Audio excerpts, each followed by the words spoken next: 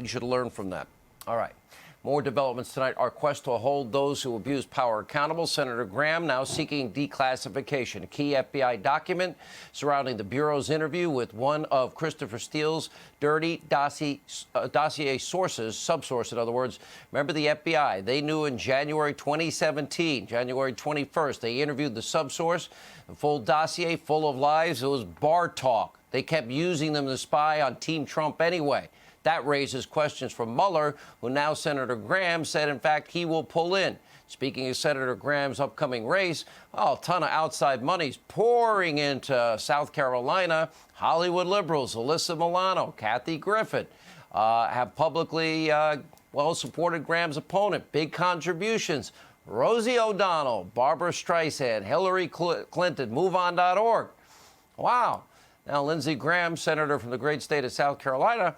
So I'm wondering if Hillary, Rosie, and Kathy Griffin, and Barbara Streisand, I'm wondering if their money is going to be impactful to the great people of South Carolina, which I would imagine really don't want Hollywood liberals or liberal politicians telling them what to think and how to vote. It's the most expensive money he'll ever receive. What we're going to do is let people in South Carolina know where the $13.9 million is coming from. And what is it about Jamie Harrison that all these people like? I think we'll put the puzzle together here soon. But let me tell you what's coming up from the Judiciary Committee. You have followed this more than anybody probably in the country. Remember, the Horowitz report indicated that an intel analyst and a case agent interviewed the Russian subsource in January for 3 days and again in March, and they actually produced a memo of about 40 pages detailing how unreliable the dossier was. You also have to remember that they renewed the warrant in April and June of 2017. Here's what I'm here to tell you. I want that memo out to the public so they can read it for themselves.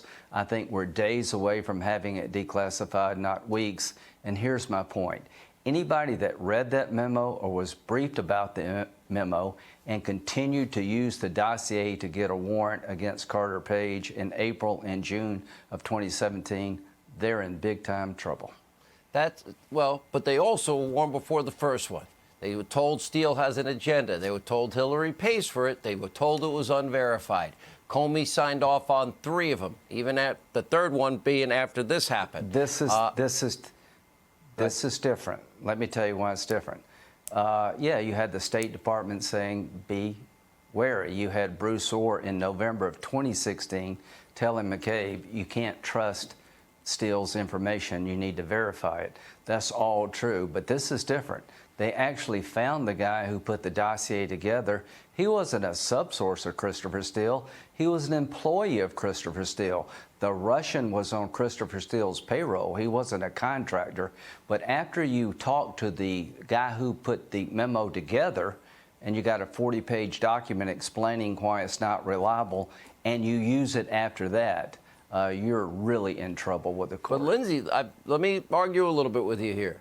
Remember, top of a FISA warrant. I haven't seen one in my life, but people have told me the word verified is on top of it. Rod Rosenstein, it has to be verified by career officials.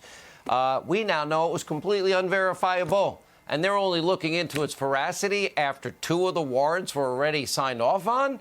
That means they used unverifiable information, and they were also warned about it. So there's no excuse any way you look at this. Well, one is, if I'm told, be careful, don't use this, you need to check it out, and somebody fails to do it, yeah, they're in trouble. But if you know, if you've actually been told by the person who prepared it, you shouldn't use it, that's a crime. I would argue both are, but I'm not the lawyer. We'll leave that up to Durham and Barr, hopefully soon. Hopefully soon. Yeah. And Robert Ray, clean Stay up the tuned. premier law enforcement agency in the world. Do your job.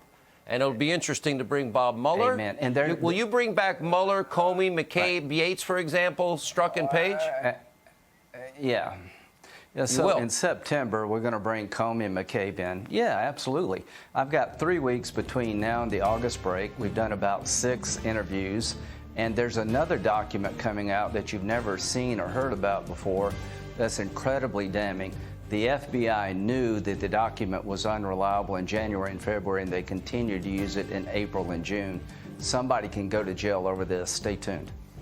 Mr. Higher Honor, it appears, signed off on an unverifiable dossier. Mr. Higher Honor, can't wait to hear from him. Lindsey Graham, thank you.